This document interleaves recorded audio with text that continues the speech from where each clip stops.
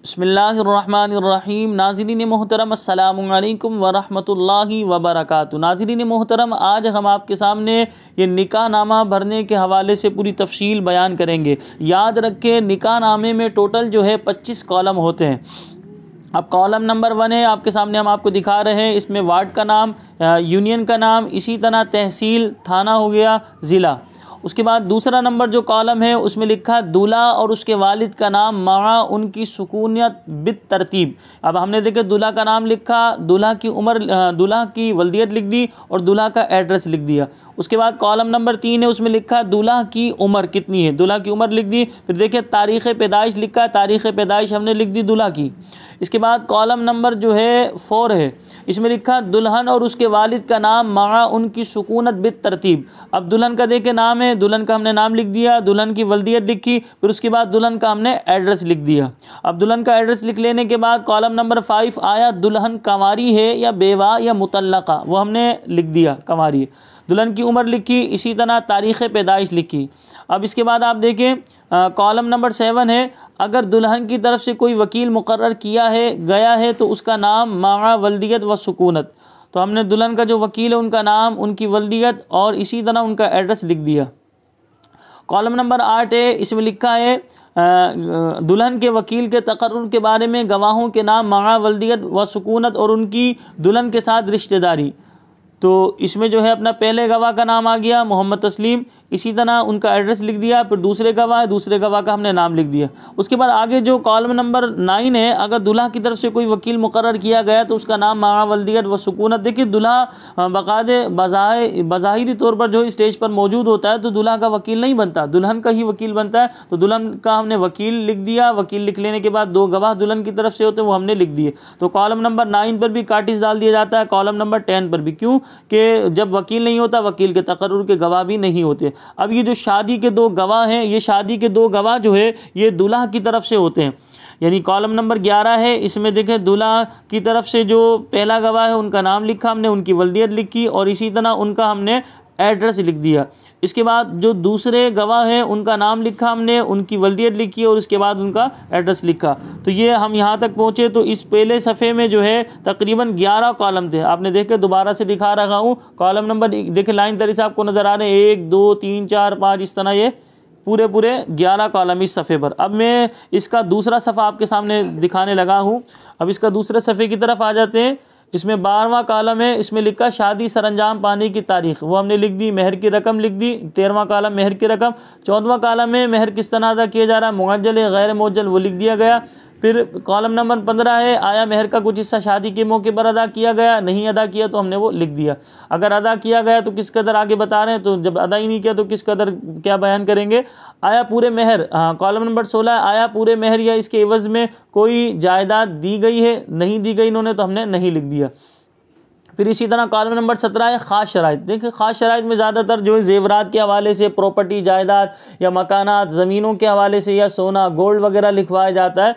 तो यहाँ कुछ भी नहीं लिखवाया तो उन्होंने हमने नहीं कर दिया। फिर कॉलम नंबर 18 है, आया शोहर ने तलाक का हक़ बीवी को तफवीद कर दिया या नहीं। तो अब यहाँ देखिए उन्होंने तलाक का हक़ तफवीद नहीं किया था, यानी सुपुर्द नहीं किया तो हमने नहीं ही लिखा।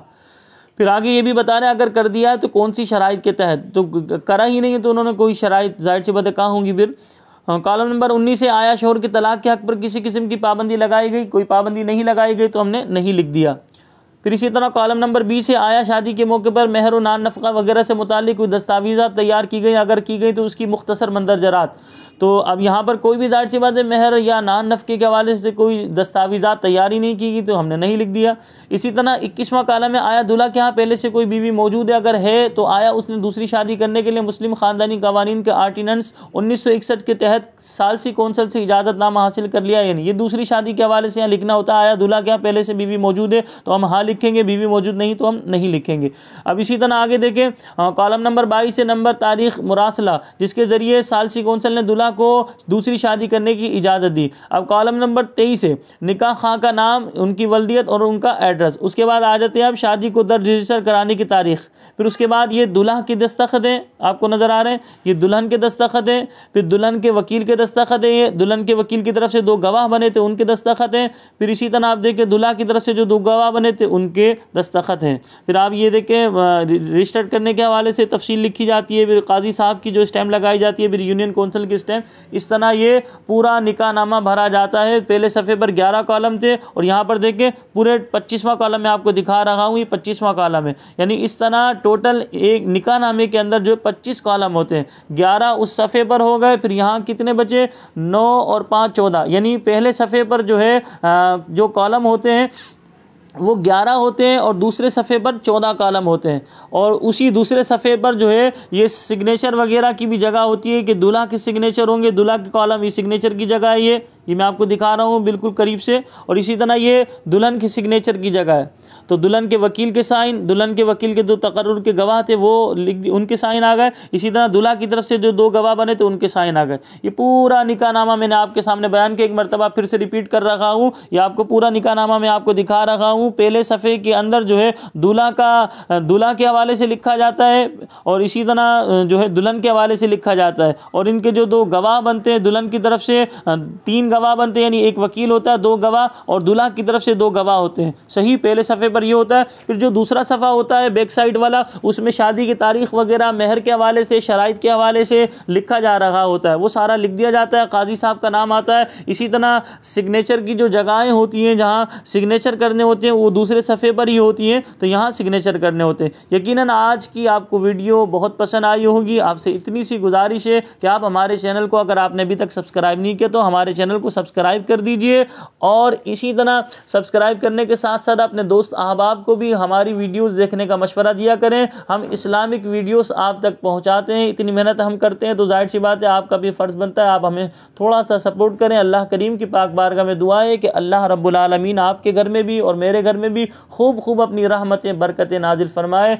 जो हमारी बहनें बेटियां जो है अच्छे रिश्तों के इंतज़ार में बैठी हैं, अल्लाह पाक ऐसी बहनों बेटियों को अच्छे और नेक रिश्ते अता फरमाए। जिनके रिश्तों में रुकावटें, अल्लाह पाक उनकी रुकावटों को दूर फरमाए। जिन मियाँ बीवी के दरमियान ना इत्तेफाकियाँ हैं, अल्लाह पाक उनके दरमियान मोहब्बत पैदा फरमाए। मुझे अपनी दुआओं में याद रखिएगा। अस्सलामु अलैकुम व रहमतुल्लाहि व बरकातुहू।